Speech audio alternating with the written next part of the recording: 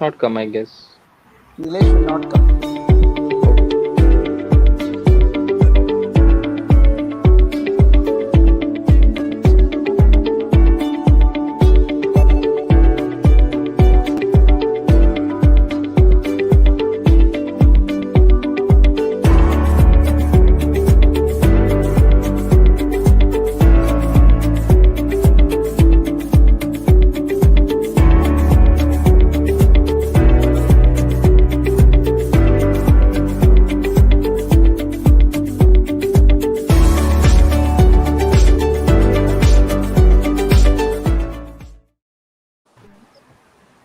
A very good evening to everyone. On behalf of Voice of Healthcare and Zydus, allow me to welcome all the speakers and the viewers who have joined in for today's discussion. Now, as all of us are well aware that the month of October is recognized as Bone and Joint Health Awareness Month. On the same note, Voice of Healthcare, in collaboration with Zydus, has taken this initiative to recognize this awareness month by organizing a series of virtual awareness discussions. In the view of this awareness initiative, today's panel focuses on rheumatoid arthritis. We have this esteemed set of panelists with us who shall enlighten us with common signs and symptoms, do's and don'ts, and some lifestyle interventions. The topic of today's discussion is rheumatoid arthritis. It's in your hands, take action. I'd now like to introduce the speakers. We have Dr. Yogita Pendurkar. She is consultant physician and rheumatologist at Jupiter Hospital, Thane, Mumbai. Welcome, Dr. Yogita.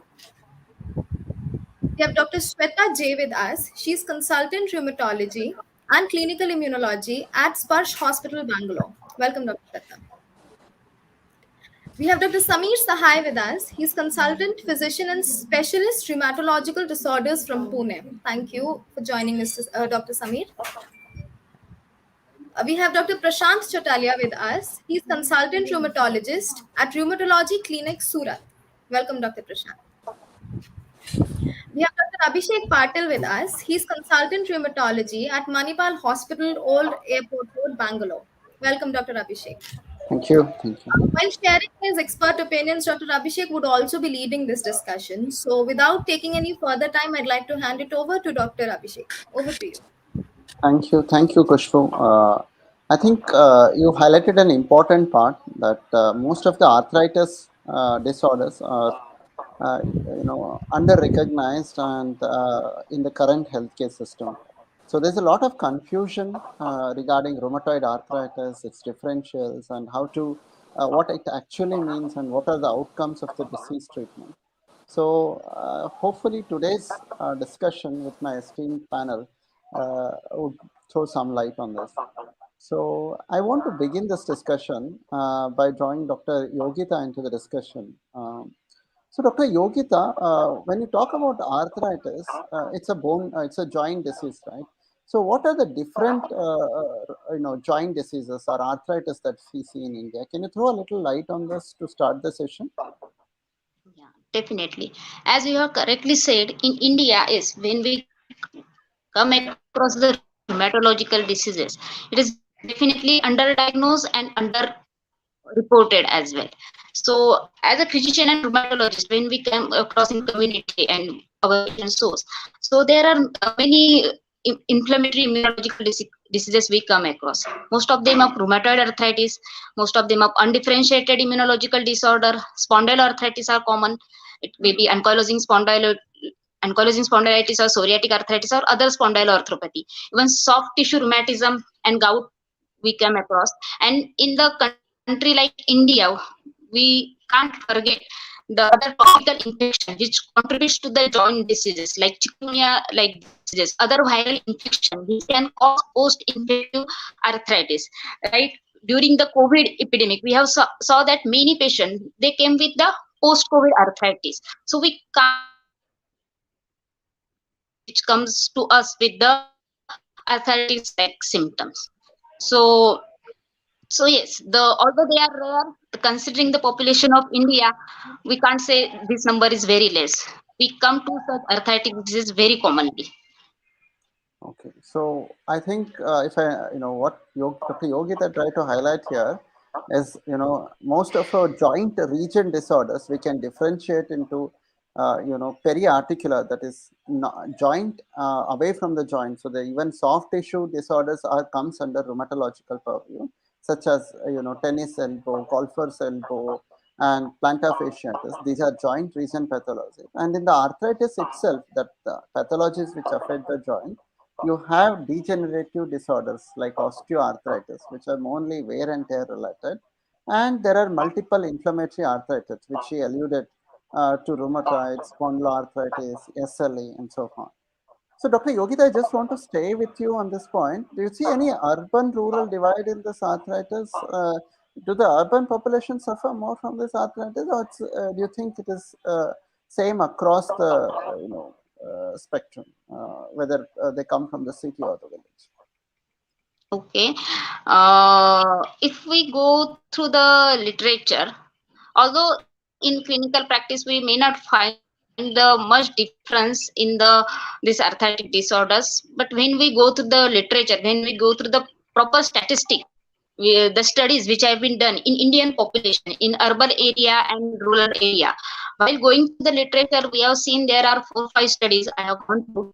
So I would like to mention the two of them, the big studies, the Malavia studies and the another study, Dr. Chopra Popcott studies. So I would like to mention that because if we see the urban and rural population, there is a slight difference, but the overall prevalence of this immunological rheumatological disorder in India is 1%. And the study which Professor Malavia, the study performed under the stewardship of Professor Malavia, which is done in the New Delhi urban area, where they have found the prevalence of the rheumatoid arthritis, means the immunological disorder are around 1%, and if we consider rheumatoid arthritis, it forms the major portion of that. The percentage is around 0.75%. And the other seronegative arthritis, then this inflammatory other rheumatic disorders, spondyloarthropathies, they contributes almost 0.2-0.23%, that kind of thing. So out of 1% in the urban area, the 0.75% is rheumatoid arthritis and other contribute less. The lupus is having the very low prevalence, 0.02 to 0.23%. The another study, that is the Popcott study, that is a community acquired program for control of the rheumatic disease, which was done under the stewardship of Dr. Chopra, which has been done mainly in the Pune area, and which was in collaboration with the WHO and Indian League Association of Rheumatism, and which they extended this study towards the other rural area like Kerala and other cities. So when we go through that data, the prevalence of this rheumatoid arthritis is around 0.35 to 0.4%, and the other diseases like spondyloarthropathy and seronegative undifferentiated inflammatory disorder, spondyloarthropathies, and other disorder, other immunological disorder contributes like this 0.3%, 0.5%, but the rheumatoid arthritis is contributing little less. So the arthritis appears little bit more in the. So I think we lost Dr. Yogita in between. So basically what she was trying to tell is approximately 1 in 100 of the Indians suffer from major inflammatory arthritis. So among which the big chunk, about 1 in 200 is of Indian population suffers from rheumatoid arthritis. Most of the data that we draw from Indian continent are from the studies done from Pune and Delhi, and it's an urban data. So very little data we have as far as the urban-rural divide. So I think Dr. Yogita joined us. So I think that's what I think I just summarized, Dr. Yogita, just what you wanted to say. Now I want to move on to Dr. Swetha. Dr. Swetha, is this arthritis more common in males and females? Is there any difference between them? And if it's so, what are the reasons? When I say arthritis, let us stick to rheumatoid arthritis, I feel. Is it more common in females or males? And what is the reason if it is so? Okay. Rheumatoid arthritis being a type of autoimmune disorder. So most of the autoimmune disorder are more common in females. In rheumatoid arthritis, the prevalence as such, the whole rheumatoid arthritis, if we see in a population like in India, it is 2 to 4% of the population suffer from rheumatoid arthritis, and most of them are females. In US also, we see 1 to 2% of the population have the prevalence is 1 to 2%, and most of them are females. As the age onset increases, this ratio decreases. That is like 4 to 5:1 is what we say, female to male ratio, more common in females. But as the age of onset increases, because the immune system as it drops as patient ages, so the difference reduces. So why is that? So in females, because they have estrogen, and it is seen that these T cells has estrogen receptors. So, and scientifically, that is the reason they are more prone for SLE, like other autoimmune disease similar to rheumatoid arthritis. So, they're also prone for SLEs and rheumatoid arthritis. Okay, so that is the reason we see more common in females. Having said that, in males, like we see more of familial kind of rheumatoid arthritis in males, and most men are rheumatoid arthritis factor positive. Rheumatoid factor will be positive in men, and age of onset is lesser in females compared to men. Their age of onset of disease I'm talking about is more in men. These are the differences we have seen. So as such, both men and female can be affected, and the severity wise it depends on the rheumatoid factor positivity or anti-CCP positivity, who is developed more severe or not severe. So this is the difference we see. Thanks, Dr. Swetha. So basically, you said the main, females tend to be more prone to rheumatoid, mainly because of the high estrogen state in the females, and also there's also very interesting phenomena. We call it as microchimerism. Whenever a female gets pregnant, the child that she carries is actually foreign to her. So she develops an immune response against her own child, which is, the body try to shield against it by forming a placental barrier. But some of these cells during childbirth escape into the maternal circulation, and surprisingly, they can produce an immune reaction from the mother, and this immune reaction can misdirected against the joints, causing arthritis. So there are several other things, as Dr. Swetha highlighted, interesting things. The role of X chromosome is also promoted. So females tend to carry two X chromosomes compared to males. So the X chromosome supposed to have a autoimmune regulatory gene, which is important. And any polymorphisms, any moderation, alteration in this also tends to increase the risk of arthritis. So these are all the reasons why rheumatoid, but it's approximately 4 to 5 times more commoner in females compared to males. So that is what, and typically affects females between 30 to 50 years of age. So coming to Dr. Prashant now, Dr. Prashant, why do you think arthritis develops in men? This is a common question. I'm sure you get asked by the patient. Why me? I'm sure all of us would have encountered the patients asking, why did I develop arthritis? Does it occur because they eat some mutton, chicken, egg, or some protein food, or what is makes a person prone to arthritis? Can you throw some light on this? Surely. So basically, rheumatoid arthritis is a kind of multifactorial disease, and for that matter, any autoimmune disease, because most of them will have a genetic basis, some environmental risk factor, and some other risk factor. So it is always interaction this risk factor that lead to development of autoimmune disease, or for that this discussion rheumatoid arthritis. So there are certain genetic loci which are there in the genome which are strongly associated with increased risk of developing rheumatoid arthritis, mainly the HLA-DRB1. However, presence of certain genetic factors alone would not put you or someone at a high risk of developing rheumatoid arthritis, but there is always interaction with the other factors. For that matter, for RA, if we think, so there are various environmental risk factor and occupational risk factor. Like see the environmental risk factor, history of smoking, exposure to fertilizers in farming, exposure to silica, exposure to traffic dust. All these have been found to be associated with increased risk of developing risk of developing rheumatoid arthritis. And certain there are demographic features also, like it is more common in female, as we just discussed. It is also seen to have more common in patients who are obese, as well as those who have sedentary lifestyle.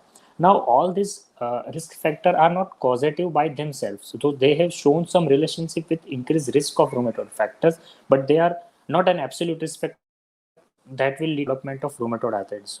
So it is always interaction between environmental, occupational, and genetic risk factor that pose or put a person at higher risk of developing rheumatoid arthritis.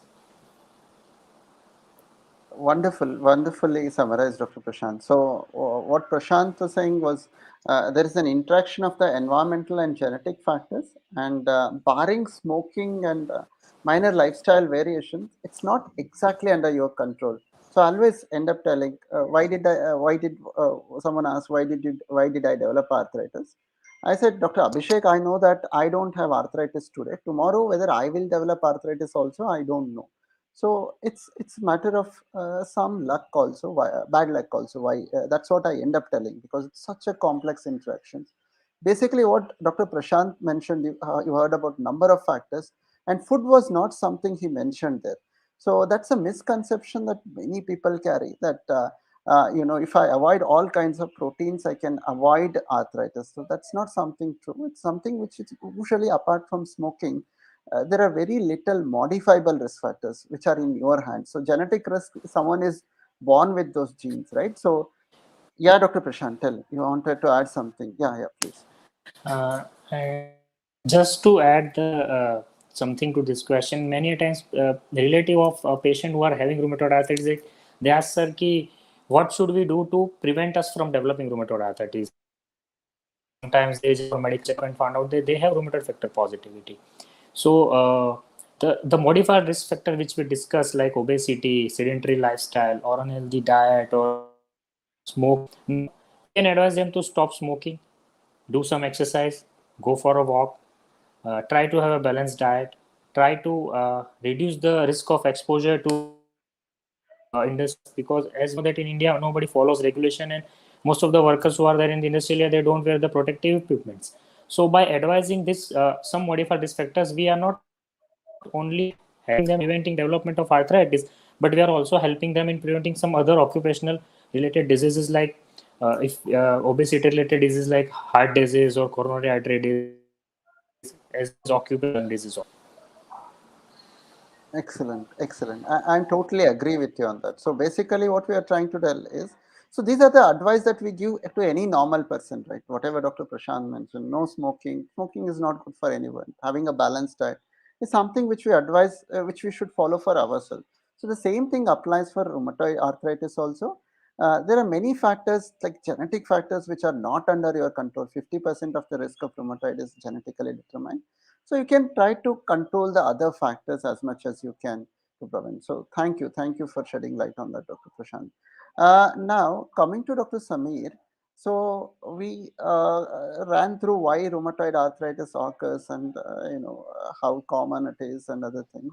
So what do you think? What are the signs and symptoms of rheumatoid arthritis, doctor? How should one recognize whether they have rheumatoid arthritis or not, in a simple language?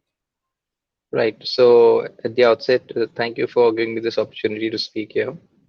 Uh, with regard to rheumatoid arthritis, I think most people don't have an understanding of rheumatoid arthritis, right? Most of our countries, people are aware of arthritis per se. And this is a very important thing, because arthritis, or what some people say संधिवात या वात का जो तकलीफ है, this encompasses a huge number of disorders, out of which rheumatoid arthritis is one of them. And rheumatoid arthritis is a really bad person to deal with, right? So it is the prototype of inflammatory arthritis. Okay, and how would a person know that he's got inflammatory arthritis? Because uh, pain alone does not mean inflammatory arthritis. And it is very important for people to come to a specialist and find out, is this pain inflammatory or non-inflammatory, right? Why? Because rheumatoid arthritis can lead to a lot of life changing and life threatening complications. So Commonly, we find rheumatoid arthritis starts with swelling in the joints along with pain, right? And usually the small joints would start to pain more than the person would notice a change. They would notice that in the mornings their hands are getting stiff, the bottom of the feet starts hurting when they are walking, right? And take some painkillers, and still, it doesn't get better. So this is what everyone has to be aware of. If something is nagging you for a period of time and it's just not going away, particularly with joint stiffness, bodily stiffness, this is lasting for, in the morning at least 1 hour, not going away with a little bit of a hot bath, etc. This is how rheumatoid arthritis tends to start. Usually, it starts as a joint disease. And we keep saying arthritis because it is a joint disease, right? But that's not all. Sometimes rheumatoid arthritis can start as a general feeling of not being well. A person is losing weight, losing appetite, losing hair, and these are what we call the extra articular features of rheumatoid arthritis.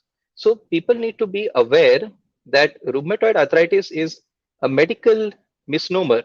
It's not just an arthritis. It is a prototype of a very powerful disease of the immune system.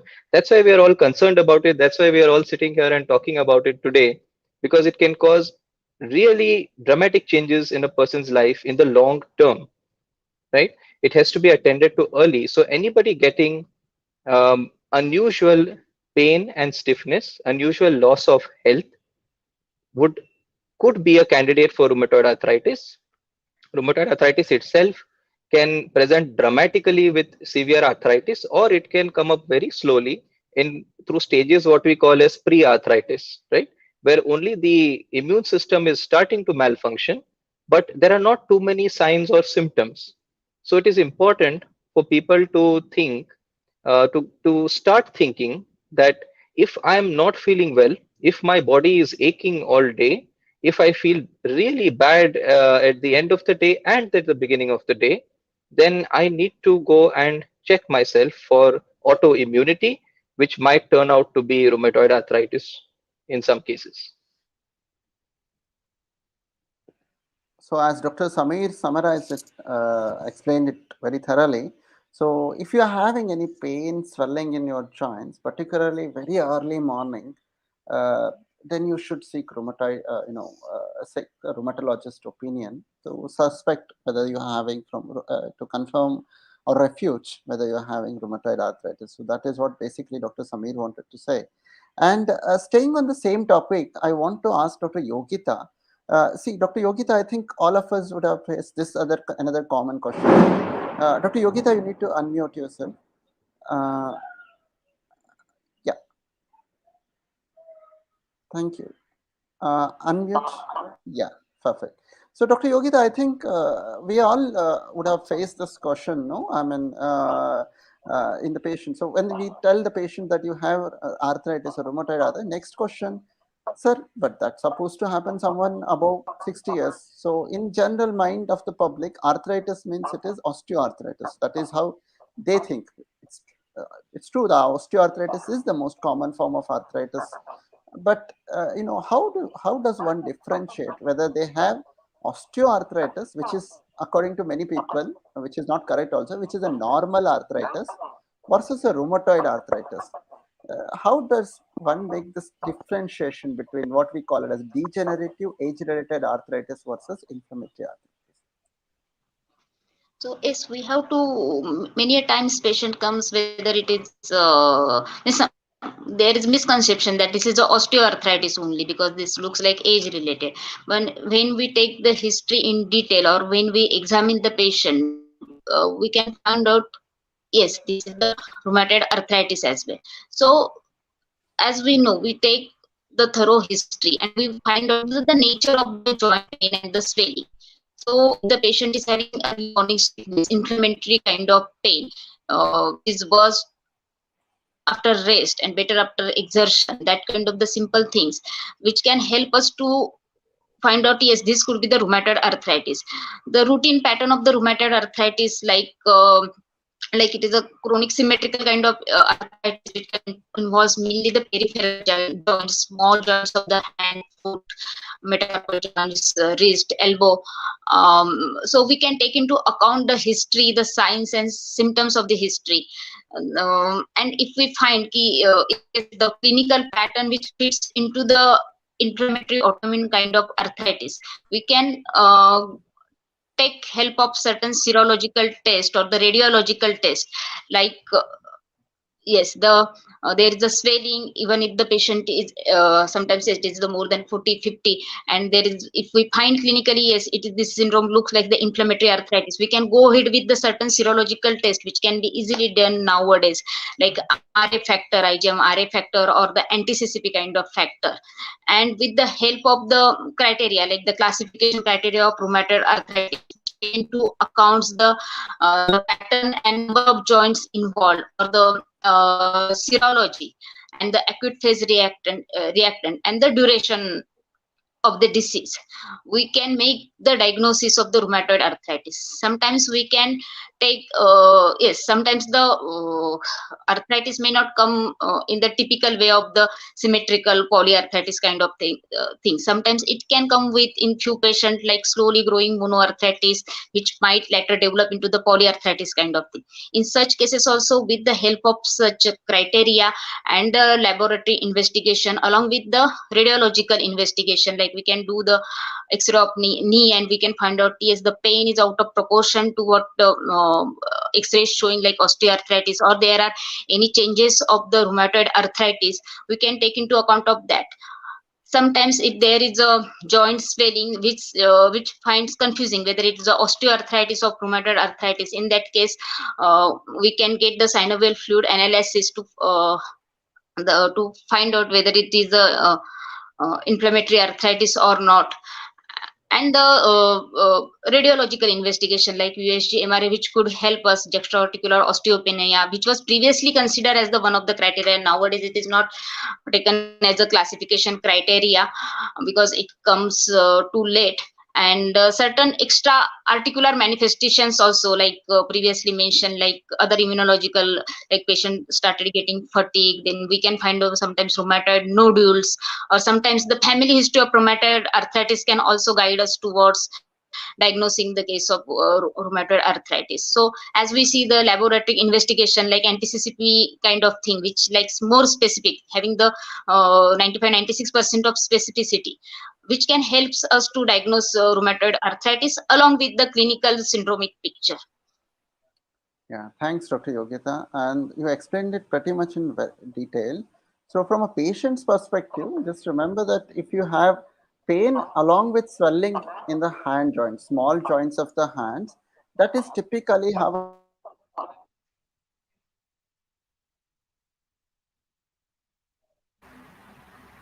presents. I think we lost Dr. Abhishek for some time.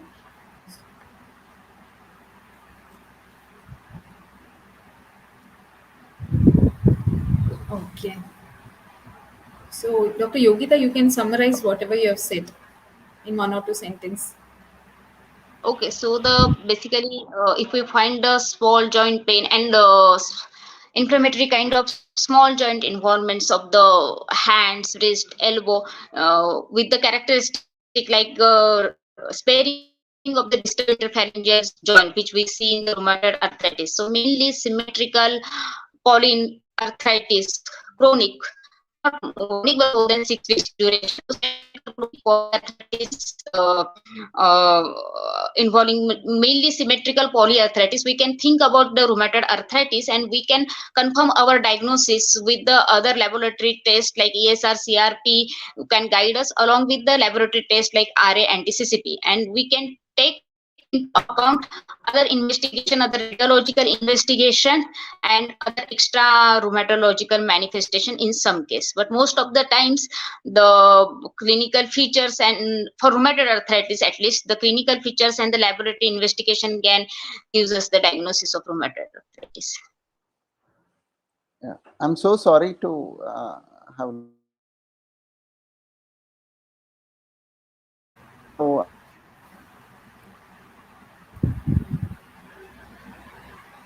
So Dr. Abhishek, your voice is not audible.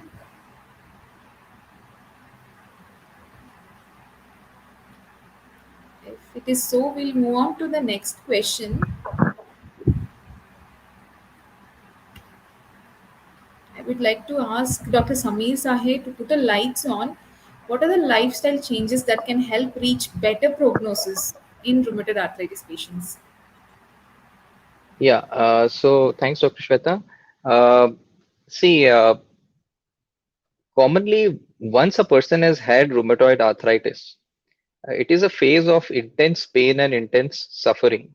And sometimes people, after some years of having rheumatoid arthritis, have got damage in their joints, what we medically call deformities, right? The bones have lost some of their calcium, they are now eroded, right? And they are weak. Now, in such a situation, we're giving a lot of medicines to control the arthritis, and many a times we get quite a good control of the arthritis. It's a lifelong disease, so people have to take medicines lifelong.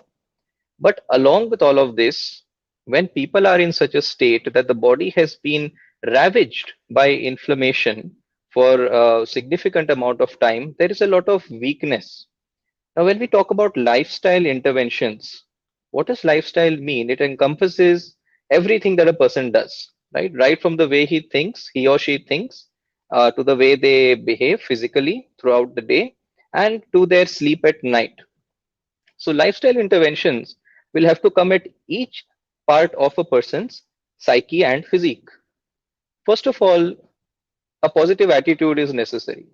Rheumatoid arthritis is a completely treatable disease. It can be controlled, a person's life can be normal. The fundamental understanding a person needs. If a person has a positive outlook and the willpower to live a normal life, they will have a fantastic life. So the first thing is working psychologically, making a person's lifestyle. There are nowadays ways to encourage a person to think positively. There are things like cognitive behavioral therapy. These are all medical jargons which people may not understand when we say these terms, but there are ways to get people to cope with their fears, with their tendency to get away from an active life. So we have coping therapies, we have behavioral therapies, occupational therapies to train a person to get back to work as soon as possible. It's very important that a person gets back to work very, very fast and do not start staying away from a normal life. Okay. Support of friends and family is very helpful. When we come next to the physical lifestyle changes, the most important thing, which is really tough for people nowadays, is to quit smoking. So the change, this one change is very important in the future outcome of rheumatoid arthritis, because rheumatoid arthritis is not just a disease of bones and joints. It's a disease which involves the blood. And a lot of the complications of rheumatoid arthritis are because of damage through the blood to the heart, to the kidneys, and these related parts of the body. The cardiovascular system gets damaged. Now, because the cardiovascular system is basically why we are living, all lifestyle interventions in rheumatoid arthritis are eventually going to focus down on maintaining this system as healthy as possible. So, person will have to do exercise, aerobic exercise, stop risk factors like smoking, get rid of excess body weight, so get rid of obesity. Okay, all these are very, very important. Apart from the benefit a person gets through just actually losing weight has been found to reduce the mortality. Mortality means the incidence of death due to RA, and also to reduce the chances of getting significant problems with the joints and other parts, the morbidity, what we call, in the future. So actively losing weight, if necessary, interventions for that, lifestyle changes involving stopping smoking, and particular patterns of exercise. Like a person has to do, exercise about, let us say, we put it medically, we put it in a measurement of about 150 minutes in a week. In practically, a person has to just do regular aerobic exercise, preferably under a trainer, so that they don't hurt their joints. Initially, they will have to um, protect their joints for a few weeks while the medicines catch. Once the medicines have taken effect, It's very important for a person with RA, that is rheumatoid arthritis, to actually start exercising as soon as the pain is under control. Right? They should not wait. Okay, I will become normal. Sometimes even doctors make mistakes. We tell them that no, okay, you can relax. You just wait for another 2 months. And no, it's not like that. People who start exercising early, as soon as their swelling has reduced, as soon as their pain is reduced, they have the best outcomes in the long term. So we are talking about a lot of these things that normally we tell people to do. Don't have too much salt in the diet, maintain a normal blood pressure, control the cholesterol, right? So all these apply to RA. RA is in fact considered as a cardiovascular risk factor. If a person, if you go to a cardiologist and you tell him that you have got RA, then he's going to be on high alert. He's going to think that this guy or girl is going to get complicated in the future. So lifestyle interventions are, according to me and according to a lot of data that is now started to come in, they are becoming as important as medication. And a lot of times, the medications we give will have much better effects, long term effects, if the lifestyle interventions are done along with that. And it's not that many doctors will not have the time nowadays to sit and counsel the patients ki you need to do A, B, C, D in your life. They will say, yeah, you take this medicine, you take this painkiller. But it is the duty of every patient to ask their doctor that what more do I have to do, right? There is also the thing of diet. Now, this is a bit of a controversy.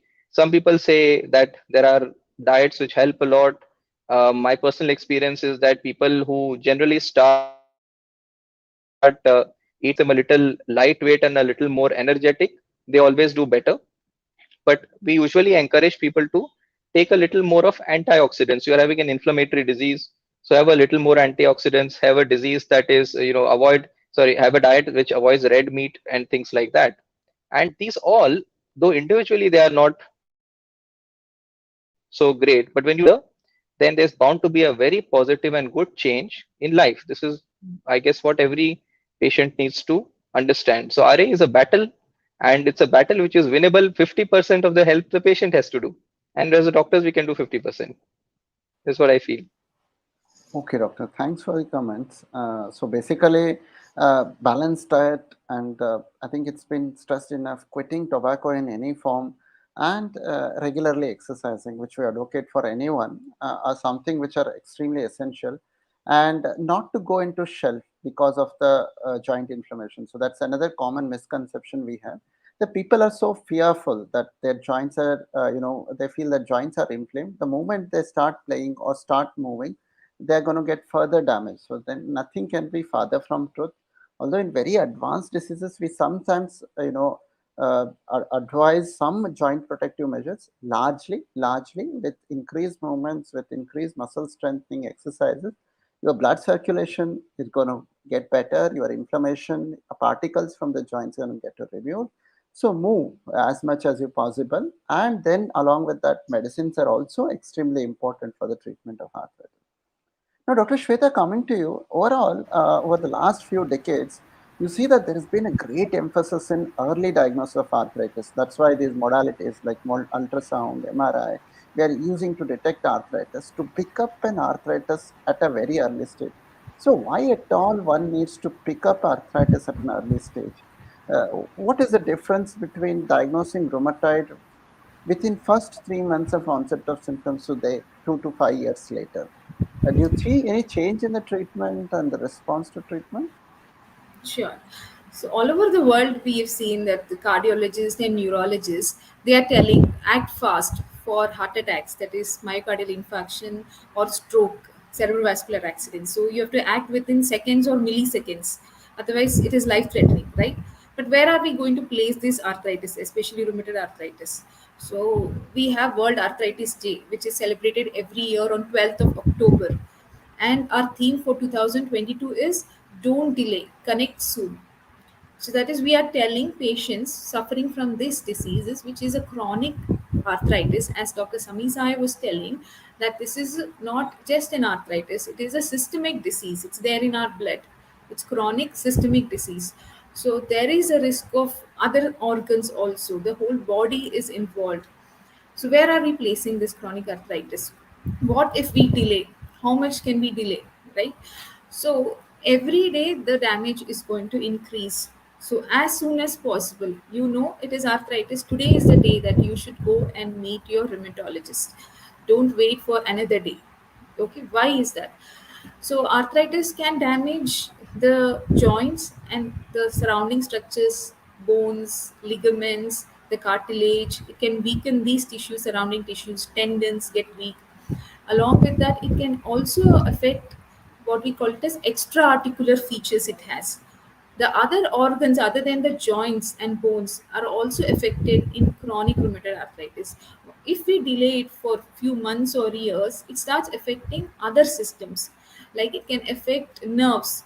So the most common complication we see in our OPD is carpal tunnel syndrome. You would have seen many people having, tingling numbness in their palms. That can be a carpal tunnel syndrome, so which is a complication which can also be prevented if these diseases are treated early. It can also affect other nerves. It can cause peripheral neuropathy. It can affect lung is an organ, so it can cause different disease in the lung. Most common we see is interstitial lung disease in rheumatoid arthritis. So, as Dr. Sami Sahay was telling, there is a risk of cardiovascular diseases in these patients. Like how if diabetes and hypertension is not very well controlled, they are prone for heart attacks and stroke. Similarly, rheumatoid arthritis patients are also prone for heart attacks or strokes if it is not under control. If arthritis treatment is not regularly taken or it is very poorly controlled, right?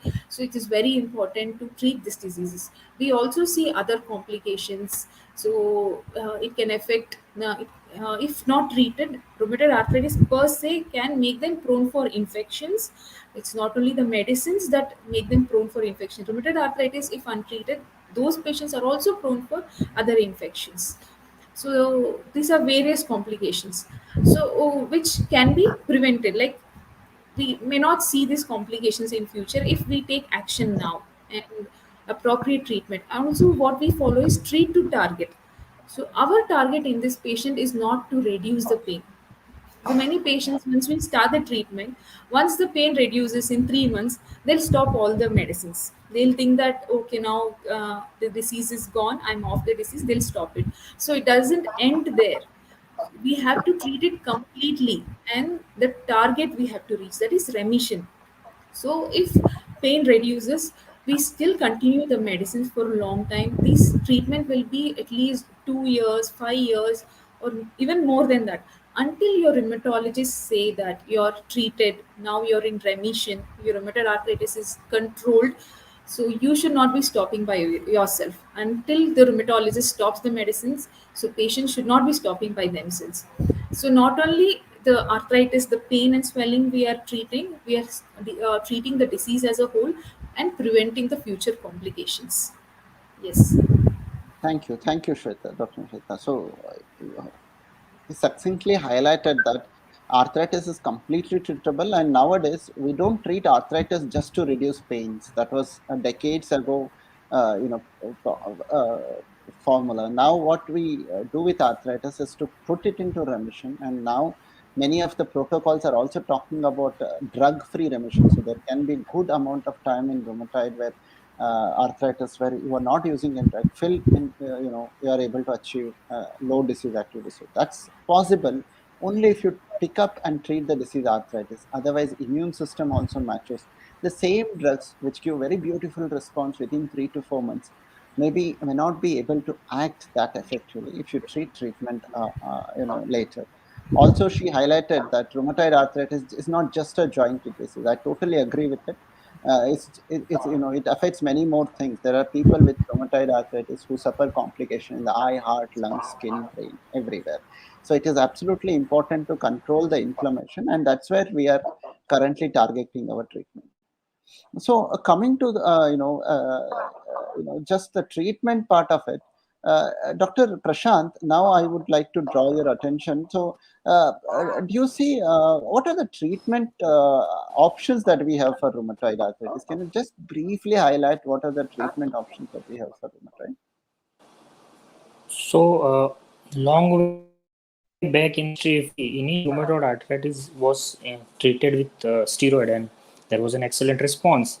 And after that, it was found out that as we prescribe steroid for long term, there are issues associated with steroid like hypertension, diabetes, cataract, infection, osteoporosis, everything. And then there was discovery of a drug called methotrexate, and that completely changed the treatment paradigm of arthritis. And now we have many disease-modifying anti-rheumatic drugs like methotrexate, leflunomide, sulfasalazine, which will improve the morbidity as well as decrease the mortality and will provide early disease control. After the evolution of different DMARDs, now we have biologic DMARDs also, which are in the injectable form. They also provide beautiful certainty to did not respond to basic conventional disease modifying anti-rheumatic drugs. And recently we have many targeted synthetic DMARDs, which are also in tablet form, which tofacitinib, baricitinib, and upadacitinib. So now we have a heavy alternative to treat rheumatoid arthritis, and if we treat early, as we discussed now, we can reduce the joint damage, and eventually we will decrease deformity, morbidity, and mortality.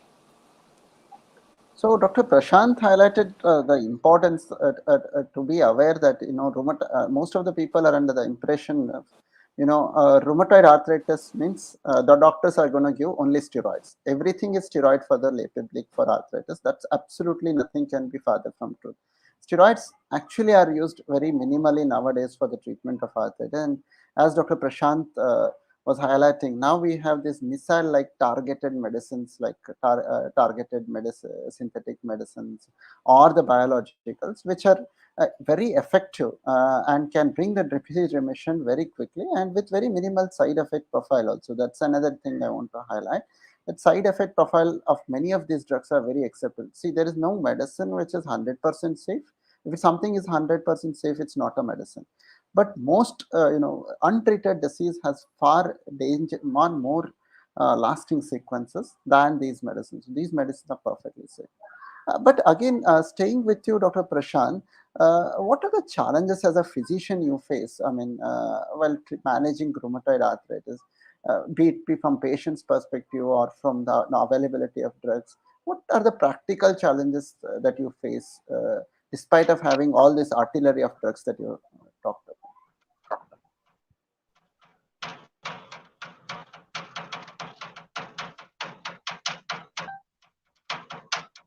Dr. Prashant, unmute yourself. Unmute.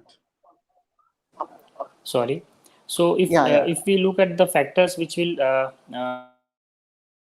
provide in treatment, there are certain factors which are at the patient level, factors which system has, and factors which are at doctor's level. Now, if I talk about factors which are at patient level, the most important is the awareness about the autoinflammatory or autoimmune diseases. Most of the time, aches and pains, joints pain, back pains, they are being treated by over-the-counter medication. People generally don't consult for these things to the doctors because of cultural and religious belief, they were told that this kind of pain, aches and pains keep happening in your body, and at a younger age you don't need to some serious disease that you need to consult. That is one. Second is the level of education, especially in the peripheral areas, where because of lack of education, people don't go to us for this kind of problems. These are at the level of patient. Now, if we look at the problems which are at the level of system, many of the hospitals, they don't have a dedicated rheumatology department, and they don't have rheumatology consultants also. So these are mainly the factors which are at the level of system. And apart from that, there are issues in medical colleges and government hospitals. Even if when attached rheumatologist or immunologist, many of the medications are not available free of cost. So most of the time, patient will leave the treatment in between after 2 to 3 months. And if you look at the fact at the level of doctors, during UG as well as postgraduate training, most of the student and the postgraduate students are not being trained properly for rheumatological disease, and because of that, many a times the diagnosis of this rheumatological disease is delayed in clinical practice, and that will lead to delay onset of treatment. By the time the disease is diagnosed, some kind of damage already being done. So these are the various factors that we come across while deal with a rheumatological patient. And nowadays we are also trying to minimize the factors by doing patient public awareness programs. Now, a large number of seats are available for training of rheumatology. Doctors are becoming more and more aware of the rheumatological problem, and patient and their relatives are also growing interest in knowing their diseases, and they are also becoming more and more actively involved in this thing. So we have many patient support groups for different diseases also. Thanks. Wonderfully put. I think I don't think one can explain it better than the way you put it. So, despite of having everything, all the knowledge, all the a number of drugs at our disposal, literally we sometimes we feel helpless. The patient itself raises us very late into the disease, maybe because of the lack of understanding from the patient perspective, or even the initial caregivers. So it is important to educate the general public as well as the initial caregivers regarding the various aspects of arthritis management and treatment, diagnosis, and how beautiful the life can be. Today, if a patient is detected early and treated, I'm sure all of you agree with me, you cannot differentiate him from any normal person. So all those textbook picture of rheumatoid arthritis, having deformities of hands, they're all the you hardly ever go to that stage nowadays with the current available modalities of treatment if you reach a rheumatologist early. So that's what I would also like to highlight, that if there's any pain, stiffness, swelling in your joints at early stage, seek a rheumatological advice. Now, coming to Dr. Yogita, I think Dr. Yogita facing connection problems. So I'll come to Dr. Sameer for this question. Is there any difference in the way we treat in India rheumatoid arthritis compared to Western countries? Do you think there is any treatment protocol difference? That's common. Again, I'm sure misconception the people carry that the best treatment happens only outside of India and in the Western countries. Is there any difference in protocols or the way we treat arthritis in India? See, for this, we need to understand that the foundation of rheumatological practice in India is most of the data which has been received from the West itself, right? So, what is being done in the West is being done here, right? Practically, basically, it is the same. We follow the same treatment protocols, we follow the same treatment guidelines. Now, when we talk about treatment for rheumatic diseases or for rheumatoid arthritis, particularly, a lot of the treatment in our country is not done by people familiar with rheumatology, right? It is done by general practitioners and it is done by orthopedic surgeons, etc., etc. These are the people, these are the doctors whom people generally go to first with their rheumatological problems. Most of the treatment that is done at this level does not follow the treatment guidelines as per the way they are laid out in the in the conferences, the way they are laid out in the clinical trials. So this is where a discrepancy occurs, and people may go off with an impression that I had rheumatoid arthritis, but I did not get treated well. I had to get operated in the end, or I my joints got all spoiled because 15 years they're taking treatment from a person who is treating rheumatoid arthritis for the pain itself with painkillers and steroids, etc., as previously was mentioned, right? But as far as rheumatologists are concerned and well educated physicians are concerned, uh, the treatment that is done in proper places in India is exactly at par as what they do in the West. In fact, I would say sometimes it is better. And why do I say this? Because we are not handicapped the way many Western countries are. We have a lot of medicines available over here at very cheap rates compared to what they are available for in foreign countries. Yes, there are issues with insurance, etc. But the fact is that we have a huge armamentarium of medicines. We can tailor make our treatment regimes to the patient's social and financial conditions. And moreover, it is very cheap to follow up with Indian doctors. I mean, people are able to follow up with us multiple times compared to probably what they're able to do in the West. And in fact, I think that adherence is very well maintained over here in several places over here. Now, even with personal interactions I've had with a certain very accomplished doctors in the West, is that many a times they know what has to be given, but they cannot give it because it may not be approved by insurance, or it may be just too expensive or too impractical to give the patient. The patient may not be able to get that particular medication. Biosimilars, etc., are very easily, biosimilar means what? Medications made in India, which are exactly equivalent to what was originally developed in the West, and we are able to use that very freely over here, and hence many a time we get outcomes that are as good. We have other issues over here. So as far as your question was, Dr. Abhishek, is there a difference in treatment between India and the West? The difference in treatment outcomes in good centers in India is not much with the West. But overall, yes, as a country, there is a huge difference in treatment because most of the patients who need us most do not reach us. They get stuck at places where for years and years their arthritis is not recognized for what it should, as my previous speaker was saying. Uh, they may land up with a lot of complications before they actually come, and then we can do very little, and this gives it a grim outlook in that case. Thank I you. hope I was Yeah. able to answer the question. Yeah, I think so. Yes, definitely, Dr. Samir. I totally agree with you on this. In fact, I would like to add on that. In India, it's very easy to reach a rheumatologist also, whereas in Western countries, in more affluent countries, it takes several months to seek a consultation from a rheumatologist. So, in fact, we are at a better place to treat many of our patients with availability of generic drugs and at a cheaper rate, and all the world-class amenities, including the lab test, investigations, imaging modalities. We have a lot of brilliant-minded young rheumatologists available who can recognize and pick up these arthritis, at an early stage and give the best possible outcome for the patient. I can't agree more on that.